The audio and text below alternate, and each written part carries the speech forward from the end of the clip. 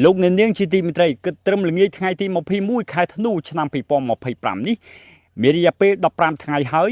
ដែលថៃបានឈ្លានពានទឹកដីកម្ពុជាជាបន្តបន្ទាប់ចាប់តាំងពីក្រវ៉ាត់ព្រំដែនរហូតចូលទៅដល់តំបន់ជួនស៊ីវិល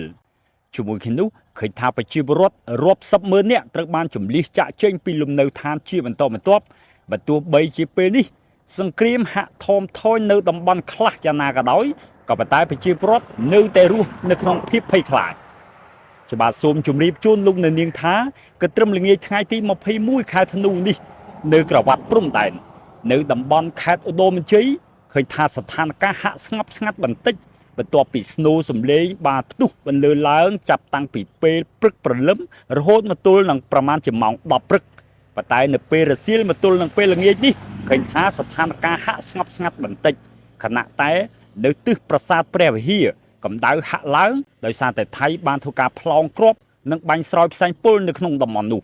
ក៏ប៉ុន្តែក្រឡេកទៅក្នុងខេត្តពោធិ៍សាត់ហើយនៅខេត្តកោះកុងឃើញថាស្ថានភាពហាក់ស្ងប់ស្ងាត់ចំណែកនៅក្នុងខេត្តបន្ទាយមានជ័យវិញឃើញថានៅក្នុងភូមិប្រៃច័ន្ទភូមិជោគជ័យព្រមទាំងច្រកបឹងតគួនឃើញថាក្របកំភ្លើងបានបន្លឺឡើងមួយផ្លេតក៏ប៉ុន្តែឃើញថាស្ថានភាពហាក់ឡើងកម្ដៅគឺនៅក្នុងក្រុងប៉ោយប៉ែតខេត្តបន្ទាយមានជ័យយោងទៅតាមសេចក្តីរាយការណ៍បានឲ្យដឹងថាចាប់តាំងពីប្រមាណជាម៉ោង2រសៀលមកឃើញថាស្នូសំឡេងគ្រាប់កំភ្លើងបានបន្តបន្លឺឡើងប្រមាណជាង10គ្រាប់ចូលទៅក្នុងក្រុងប៉ោយប៉ែតខេត្តបន្ទាយមានជ័យ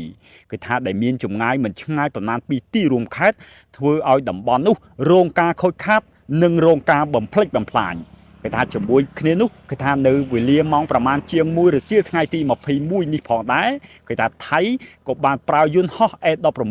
ធ្វើការទម្លាក់គ្រាប់នៅតំបន់ស្វាយជែកផងដែរធ្វើឲ្យតំបន់នោះរងការខូចខាតឬរងផលប៉ះពាល់ខ្ញុំបាទសូមជម្រាបជូនលោកអ្នកនាងថាបើទោះបីជាសហរដ្ឋអាមេរិកចិនហើយនិង UN ព្រមទាំងបណ្ដាប្រទេសមួយចំនួនមានការដាក់សម្ពាធមានការធ្វើការសម្របសម្រួលយ៉ាងណាក៏ដោយប៉ុន្តែថៃហាក់នៅតែផ្កើនដដែលបើទោះបីជាកម្ពុជាស្រែកចង់បានសន្តិភាពនិងចង់បានសេចក្តីសុខយ៉ាងណាក៏ដោយខ្ញុំបាទសូមជម្រាបជូនលោកនាងថានៅថ្ងៃទី22ខែធ្នូឆ្នាំ2025ស្អែកនេះឃើញថាកិច្ចប្រជុំដ៏ធំមួយនឹងចាប់ផ្ដើមនៅក្នុងប្រទេសម៉ាឡេស៊ីហើយប្រជាពលរដ្ឋកម្ពុជារំពឹងថាកម្ពុជានឹងទទួលបានសុខសន្តិភាពទទួលបានសេចក្តីសុខ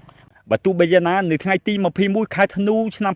2025នេះក្រៅពីធ្វើការប្លង់គ្រាប់និងបាញ់ស្រោចយ៉ាងសាហាវព្រៃផ្សៃមកទឹកដីកម្ពុជាឬក៏ដែនអធិបតេយ្យរបស់កម្ពុជានោះក៏ឃើញថាថៃបានបង្កើតព័ត៌មានថ្មីមួយទៀតគឺការជន់មីន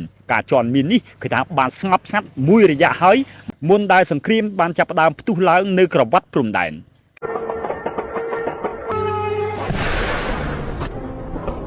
ច្បាប់ស្រីណារ៉ាធ្វើសេចក្តីរាយការណ៍ចេញពីក្រុងសំរោងខេត្តឧត្តរមានជ័យ